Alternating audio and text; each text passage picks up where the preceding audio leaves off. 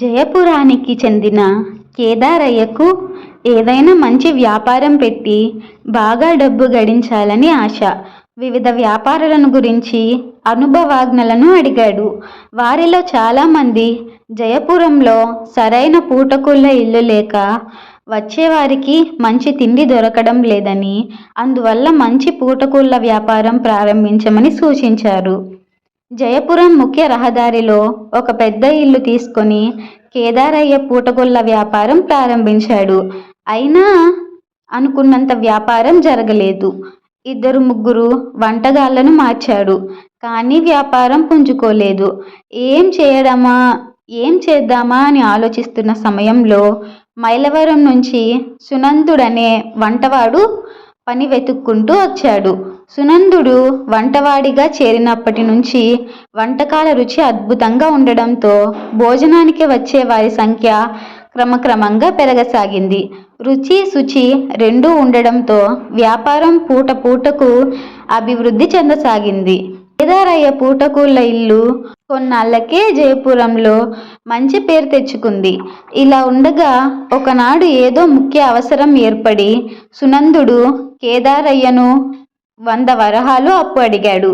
ఇప్పుడు 100 వరహాలు ఇస్తే మరలా 1000 వరహాలు అప్పు అడగగలడని భావించిన కేదారయ్య లేదనేశాడు. ఆ రోజు నుంచే వంటకాల రుచి లోపించసాగింది. భోజనానికి వచ్చే వారి సంఖ్య కూడా తగ్గసాగింది. రోజు భోజనం చేయడానికి వచ్చే హితాపతి అనే ఉపాధ్యాయుడు కూడా రుచి లోపించడం గమనించి ఈ మధ్య వంటలు మునుపటిలా అంత బాగుండడం లేదు, ఎందుకని అని అడిగాడు కేదారయ్యను. అదే నాకు అంతుబట్టడం లేదు పంతులు గారు అని చెప్పాడు కేదారయ్య. వంట సరుకులు అదే చోట కొంటున్నాం. ఎప్పుడూ వంట చేసే సునందుడే ఇప్పుడు కూడా చేస్తున్నాడు అన్నాడు కేదారయ్య విచారంగా. మహిపతి కొంతసేపు ఆలోచించి సునందుడు నిన్నేదైనా సాయం కోరాడా అని అడిగాడు. కేదారయ్య ఏదో జ్ఞాపకం చేసుకుంటున్నట్టు అవును పంతులు గారు, సునందుడు 100 వరహాలు అప్పు అడిగాడు, నేను ఇవ్వలేదు అన్నాడు. ఎందుకు ఇవ్వలేదు అని అడిగాడు మహీపతి. ఒకసారి ఇస్తే అదే అలవాటవుతుందని భావించాను అన్నాడు కేదారయ్య. అలా ఎందుకు అనుకోవాలి? అన్నింటికీ ఒకే సూత్రం పాటిస్తే ఎలా? ఒక్కొక్క వ్యాపారం ఒక్కొక్క విధంగా ఉంటుంది గనక ఆయు వ్యాపారాలకు తగ్గ సూత్రాలనే పాటించాలి. అతడు ఏ అవసరంలో ఉండి అడిగాడో ఏమో, దాని మీద బాధతో చేసే వంట మీద శ్రద్ధ కనపరచలేకపోవచ్చు. నీ దగ్గర పనిచేస్తూ వేరొక చోటికి వెళ్ళి సాయం అర్థించలేడు కదా. ఇంతకు అతడు అడిగింది అప్పుగానే కదా. వెంటనే 100 వరహాలు ఇచ్చి చూడు, ఫలితం నీకే తెలుస్తుంది.